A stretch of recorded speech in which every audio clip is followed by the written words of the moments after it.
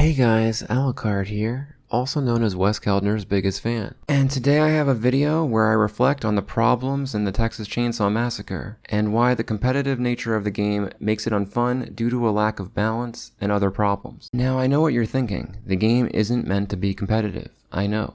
And I'll also go into that, where I demonstrate how it's a bit contradicted by the hidden matchmaking system in the game. I will also show Wes Keltner's version from the metagame stream, where he makes that statement. Whether you like it or not, a game that is multiplayer and team-based and has PvP is going to be competitive, but especially so with any sort of matchmaking system, which is definitely in the game. And before I begin the video, I want to say that I have nothing but respect for Wes Keltner and Matt Chacha. I think both of them are very important key figures in the game, and that they're both very smart people.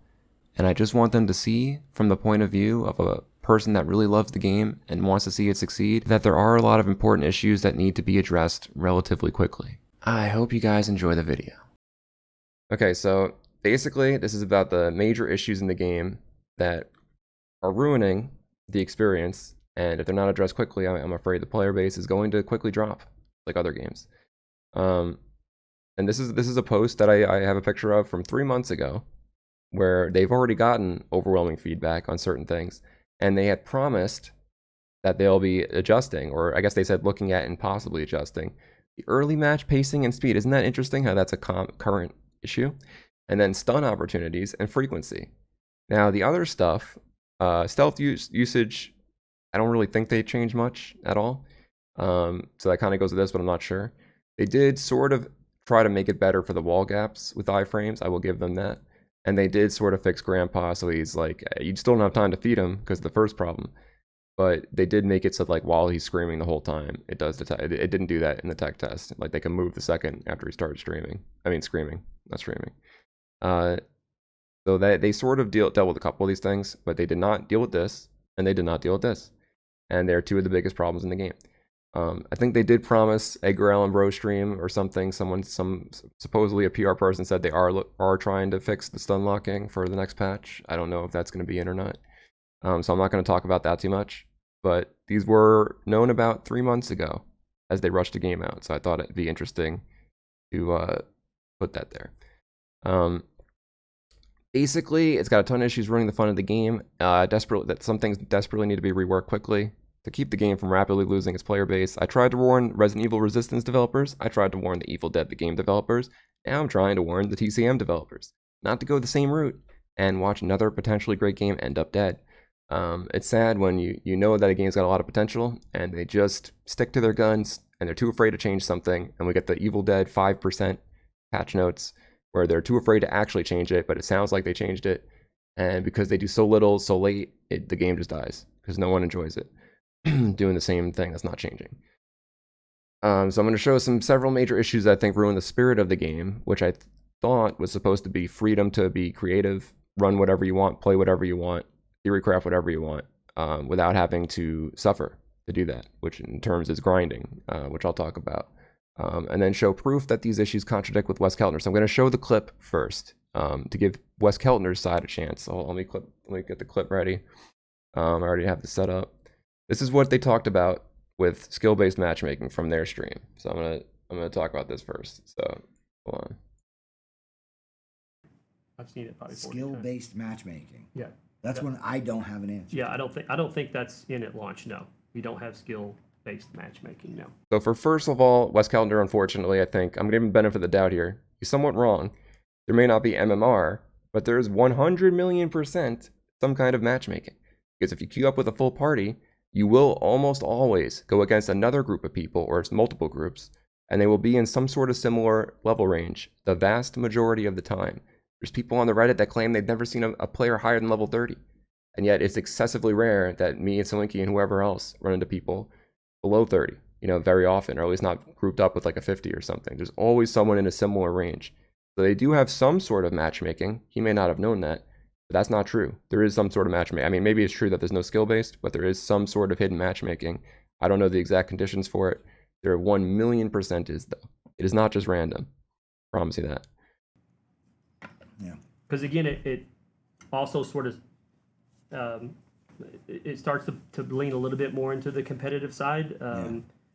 If it's a thing that absolutely, like, if we're 6 months post launch and it's like the biggest demand, and we're like seeing that there's a major issue with like early players versus late players, I think it'll be a sort of come to Jesus moment for both.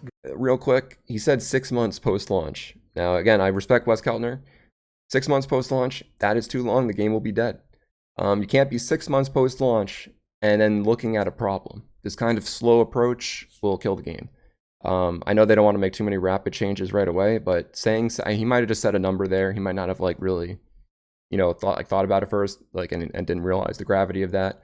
He may not have meant exactly 6 months, but 6 months, if that is what he meant, is too long.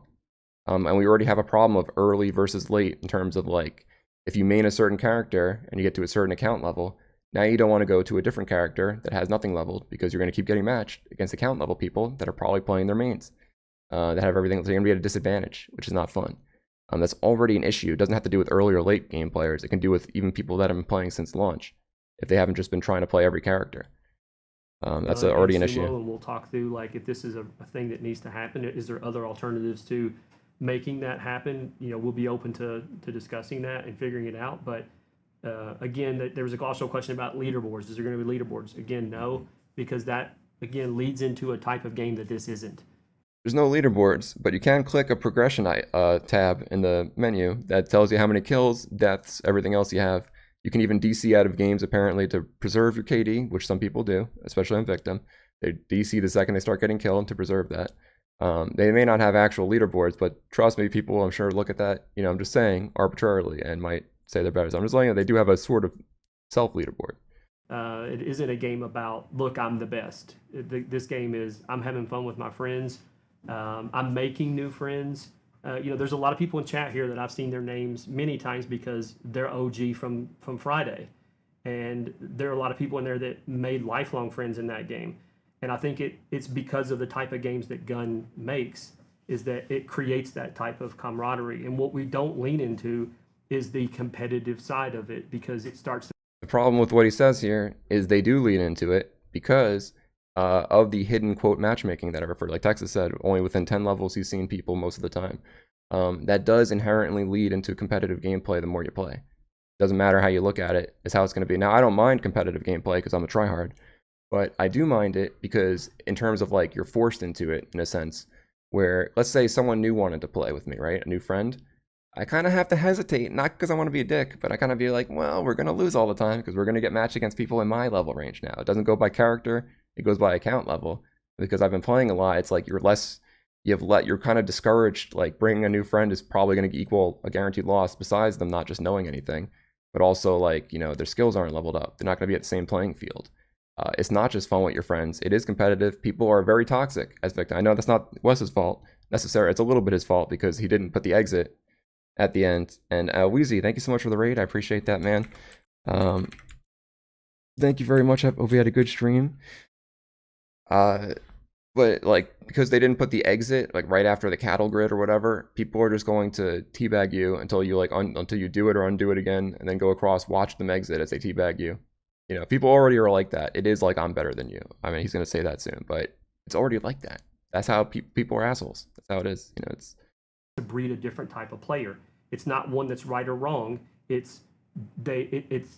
skews off of friendship. Sometimes it starts to create a different atmosphere that doesn't fit into what I think the game's supposed to be, or even the IP itself. When you watch Friday the 13th, when you watch Texas Chainsaw, you're with your homies sitting in a basement like this, eating popcorn and talking about what would you have done if you were in that situation, right? We make games that answer that question. That's the point of this. We don't make games to say, I'm better than you, right? Problem is, they did make a game to say I'm better than you. They even have a post-game voice chat where people literally say, hey, I'm better than you, and talk shit to you. I don't see what the point of that pre-game, post-game chat is besides that, to talk to the other team at least. But that's what they use it for. I don't know if they didn't think they would, but that's what people use it for. They, in fact, did create a system. I'm not saying that he did it on purpose, but ultimately, whether they like it or not, that's how it is. People are going to be competitive. It's unavoidable. And due to the leveling system and everything else, and the hidden matchmaking, it forces a certain environment that's already, whether they like it or not, like that. Like what he's like, why he's saying that it's not like, but it is. And it's a lot of it is due to the hidden matchmaking. But if the game was balanced, it wouldn't be as much of a problem. If you didn't have to grind, it wouldn't be as much of a problem. It's a vibe difference, and it's what we do at Gun. And I hope you guys appreciate those types of games. It's the kind of games that we like to play. We like to laugh. We like to cut up with each other, and we think when you create a sandbox in a game that allows for that type of environment, people walk away from it, having water cooler moments that they talk about and laugh with their friends later. And I think that's a more powerful connection than, ha, I'm better than you. But again, the post-game chat, they do that. They say, ha, I'm better than you, literally. And the game enables that. You can mute them, though. You do have the option to mute that if you want, which I do. But they do actually enable that. That's what I'll do for the clip here. But that basically, I seem to get that he's saying is that, let me go back to this, is that, it's not supposed to be about being competitive, and yet they do have some sort of hidden matchmaking that he may not have been aware of at the time, which inevitably does lead to that. So it's a misleading statement. He may not have been aware, though. I'm giving him the benefit of the doubt. I respect Wes Keltner. I know that he controls my whole future with this game and my life, and I know that he's successful and rich, and I'm not. But I'm just going to say that this part of the game is not that the matchmaking is bad. It's probably good to have some sort of, you don't want to just prey on noobs, right? However, at the same time, I can't really invite new friends, especially for family. You try to invite someone new, it's a guaranteed loss. If you're not especially with the victim rushing, which I'll get to and everything, if you're not instantly knowing what you should be doing, having a perk pregame setup plan, having a comp setup in advance, if you're not on the ball at that and you get people, account level 50 plus or whatever on a team, you're going to lose every single game and probably get teabagged at the end too, which is not that enjoyable they try to humiliate you. It's not a big deal, I guess, depending how you look at it, but they are trying, it's not enjoyable going in time and again, feeling like it's hopeless because you're trying to teach someone in the heat of the moment while they have 2 seconds to think and breathe as everything's happening. It's not a very fun experience. It does discourage bringing new people.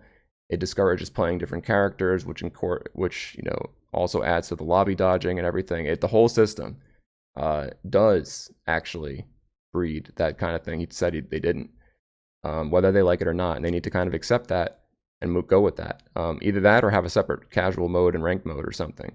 Because if there was an unranked mode, that could just get totally random levels. I'd have no problem inviting friends to that. But it's not like I have a problem inviting friends anyway. But you are discouraged because you feel I can teach you. It's going to be suffering though.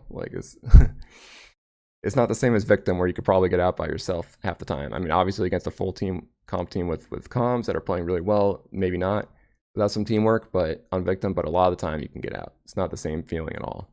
And then he said, we're 6 months post-launch. I talked about that. It's too much time. We learned from Evil Dead. It's too much time. People will leave. They won't come back. Or like VHS, they'll come back for a week or two when there's DLC and then leave again. Because they're like, oh yeah, this is why I quit. Same freaking game. And they quit. So you're never going to be able to secure that player base once again if you if you take that long. If you're trying to be perfect. Among Us did the same thing. Among Us tried to wait too long to do anything with that new map and the balancing and stuff. And even people that were trying to make a career out of streaming that game with their friends, they got burnt out. They couldn't do it anymore. They just they wanted to get a whole online system, a whole nickname system, a whole, they took so long because they wanted all the merch and all the money and everything perfectly that the game lost a lot of players. You can't take that long.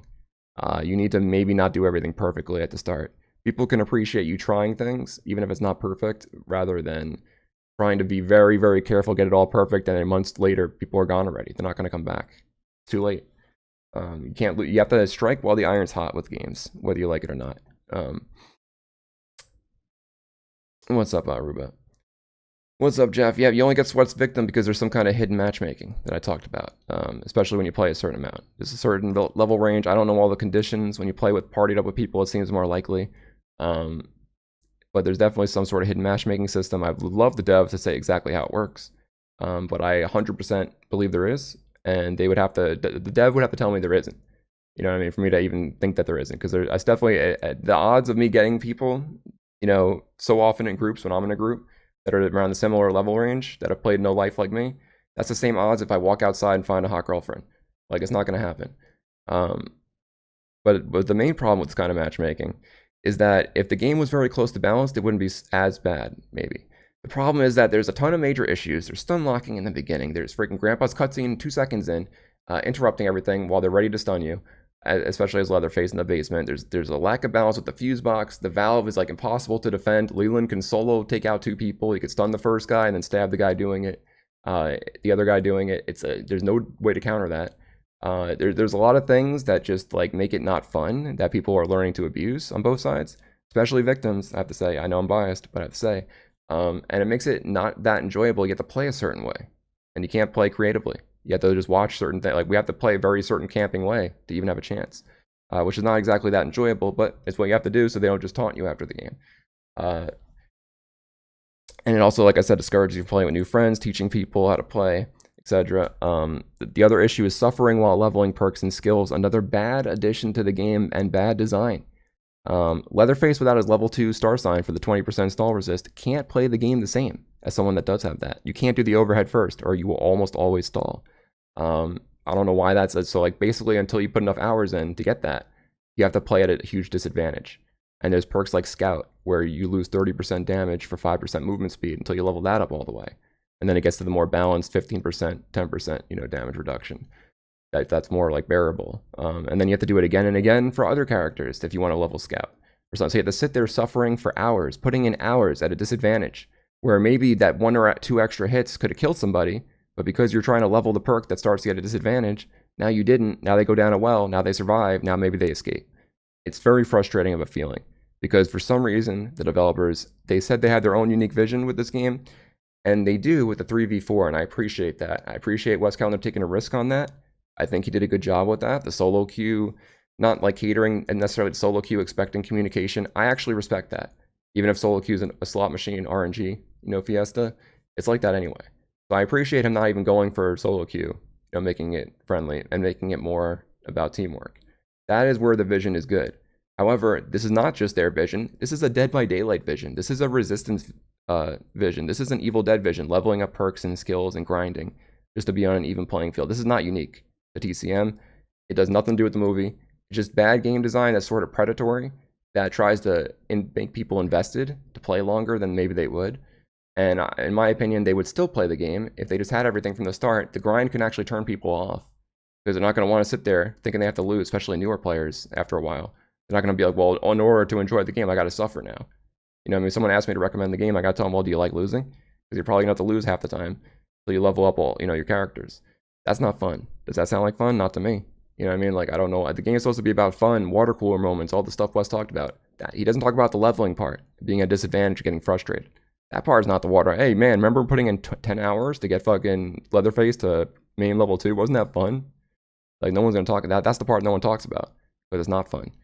The early game victim rush was not addressed whatsoever as promised. They did say they'll look at it, I guess, and then maybe adjust it, but obviously they need to adjust it. The grandpa waking up cutscene. Nobody likes this cutscene, ever. There's not one person that I've talked to that's been like, you know what I really love about Texas Chainsaw? When the whole game gets interrupted and you see grandpa waking up yet again for the first time. It's so fun. I love that. I love how it breaks the flow of gameplay.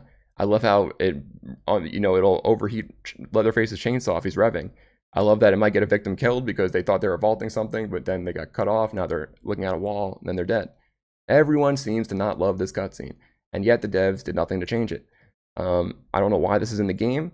It's also not a disadvantage for victims, especially on most maps, simply because of the spawn system, people can't get there. And I'll show you a clip of what I'm talking about. Hold on. With the early game rush.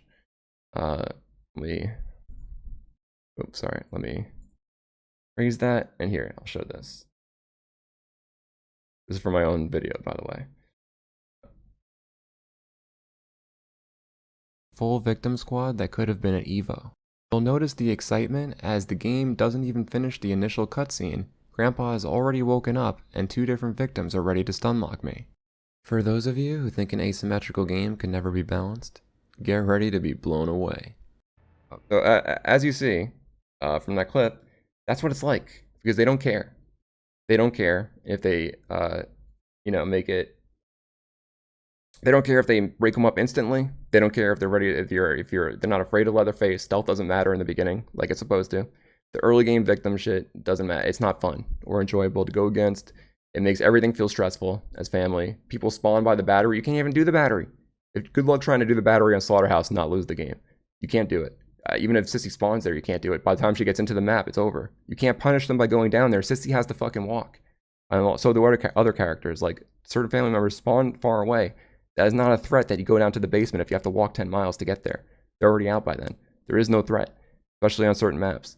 It depends who you're playing, too. Even on Family House, make noise right away. Sissy can't teleport there. She's got to walk all the way from the car. You know what I mean? Like, Johnny still has to get in the house. You know, it's like they can be up by then. It's one of those things where you can't just get there and also do the objective that's probably intended. It makes it very stressful. It makes it not fun. Victims have no disadvantage to this. They might have to just keep the victims in the fucking basement for like a minute or something. I don't know. Like, where they can't just do the lock yet. I don't know. They need something. They need something, or level up Grandpa if they make noise. I don't know. That doesn't really do much, though, because they could just stab him easily.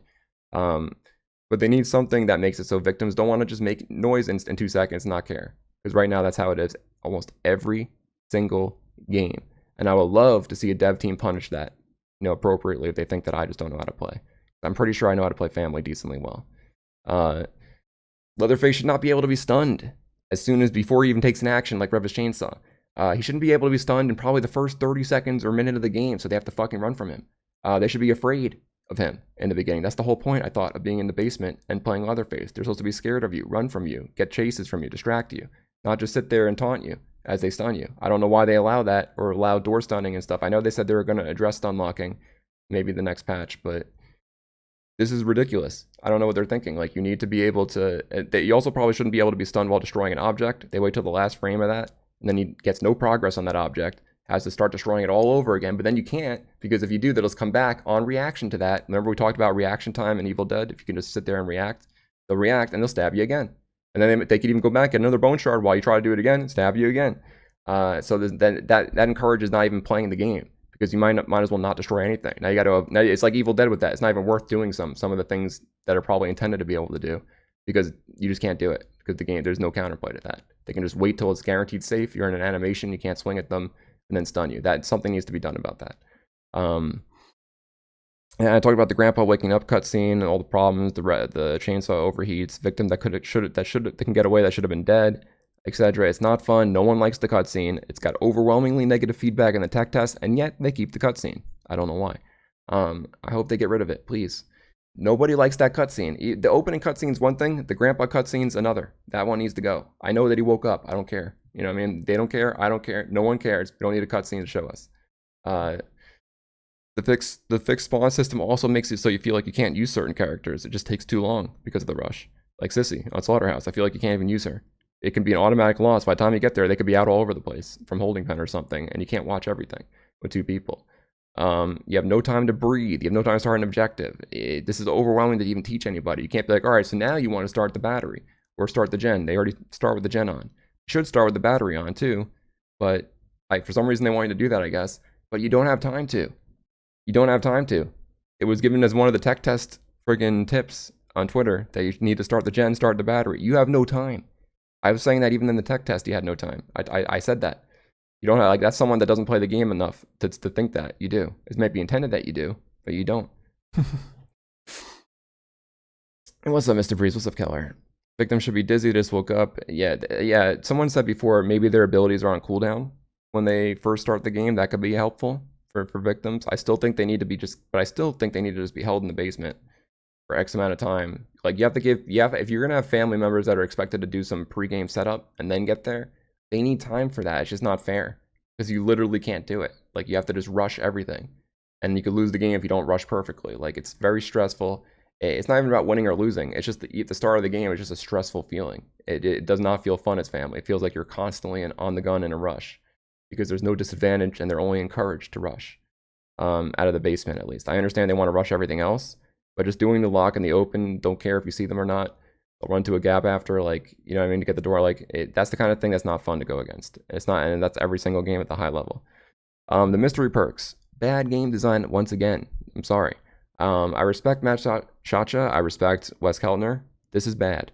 The only thing you risk when you re-roll is wasting your time. How much time are you going to waste to get what you want? It doesn't have to be min-max optimal either.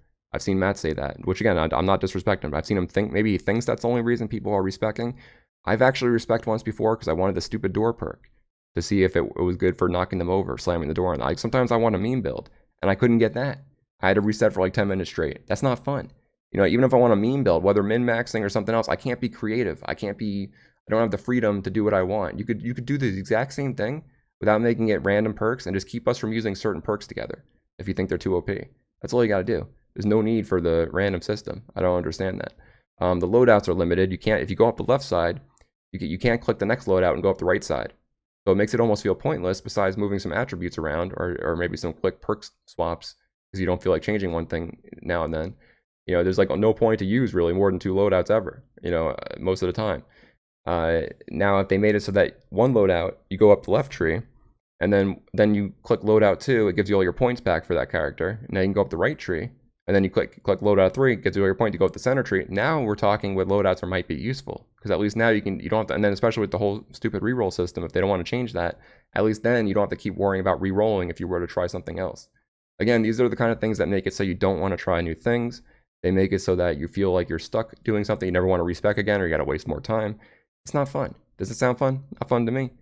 And like I said, loadouts be a lot more useful. They can save different paths. And then because you have account level skill points that share the skill points, now if you're not a high account level, you don't feel like respecing yet again and again. You're not going to do that in a 2-minute lobby and then speed run under stress when the next lobby, that character might not be taken.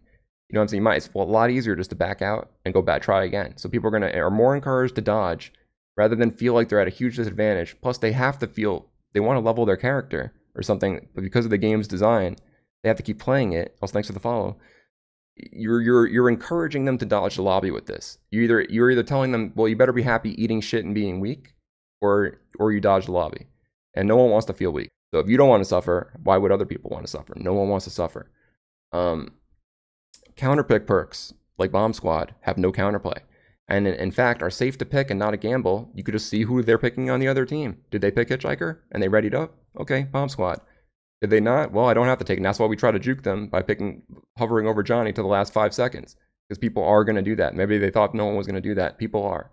They never should have either that you shouldn't see the other team who they're picking, or you shouldn't be able to take a perk like this that just completely counters one killer whenever you see that killer. It makes no sense why they do that. It's not nearly the same at all, depending if they pick Sunny or not. For the family side, like there's no counter Sunny perk, there's no counter whatever perk. You know what I mean? Like if they don't take Sunny, like or they take him or not, like you're not going to change what you do with your perks at all based on that. Like they can change it for Hitchhiker, so it's not fair because it's not the same equivalency the other way. Doesn't matter who they pick. And you know what I mean? Like for you, it completely changed the game because they don't even need a bone shard and they do it 80% faster. It makes us feel like you have to put traps at ladders or gaps, somewhere where they're basically locked in an animation, can't do anything about it, because if they have any remote reaction time, they instantly get rid of your trap in like a few seconds. It's not for free. It's not fun. I don't know why they have that. Probably should just delete Bomb Squad, honestly. There's impossible to defend situations like Leland guarding a pressure tank against 2 family members. I've seen it before. It's happened to me before. You get stun one, then shard the other with 1 shard. And there's nothing you can do about that. And now the pressure tank's probably going to finish. Either if you were there instantly, maybe not, but it's going to be close. And there's just no one victim's doing this. They don't even need any teamwork there. 1 victim alone can do all that, especially on Slaughterhouse. It's not fun. You can't. If you bring all 3 family members there, well, now you lose the game because they got the other exit. You probably lost already bringing 2 there. That's like besides the point. There's lack of balance for the fuse box. It promotes camping, stale gameplay in order to have a chance to win. You have no choice. They could do the fuse box in fucking 15 seconds or whatever from start to finish. It's that easy if they have a fuse. They have some spots, like we've seen on the Reddit post, they can post a fuse 10 feet away from where the fuse box. You don't have to even go across the map to hunt for it. It's right there, depending on RNG. There's no way to protect it. You grab a fuse in half a second. Poisoning the items don't even seem to do anything. We've tested it. It seems to make a little noise and that's it. It doesn't highlight them. It doesn't constantly poison them. I don't know. It doesn't seem to do anything very useful. There's no real way to counter it. There's too many fuses and stuff to trap. You can't trap it all. And even if you do, they just break it. There's no way to stop it. So you basically have to sit there and camp the actual box in some way or another. Again, not very fun gameplay. And then you might have to camp until they finally bleed out after a while, after the timer runs out, which is what I've done before. Because otherwise, if you leave for 30 seconds to feed Grandpa or check something, they could do it. During that, you lose the game. So it's like you have no way to do intended stuff. You don't have time. It's too rushed. You don't have time. You don't have a counter really. It's designed about fun, but it doesn't have a lot of fun elements. You have level grinding, skill grinding, stealth matchmaking, stun locking, lack of objective balance, early game rushing with that grandpa cutscene. It all doesn't promote any fun. You're afraid to invite new friends because you're going to lose all the time, especially as family. If they won't budge on these core systems, I don't think the game's going to fail. I mean, I do think the game's going to fail. It's going to be a lot like Dead by Daylight with stuff like that. I'm not saying Dead by Daylight failed, but they also have a grinding system. They also have some sort of matchmaking, right? They also have stuff like this. And yet, you know, I mean, this game's supposed to be so different, have its own vision, and yet I see a lot of systems copied. Like grinding perks and level. I thought this game was going to be different. I'd love to be shown that it's different. I feel a little let down. I thought Wes was willing to show the new vision and everything. He wasn't going to just go what everyone says to do. But he went with this level grinding and skill grinding that's not fun. No one enjoys it. It's just a certain amount of suffering until you finally can play on a fair playing field, and that's not cool. I hope you guys enjoyed watching. If you liked this video, make sure to like, follow, subscribe, and all that other stuff that every other guy tells you to do. See you later.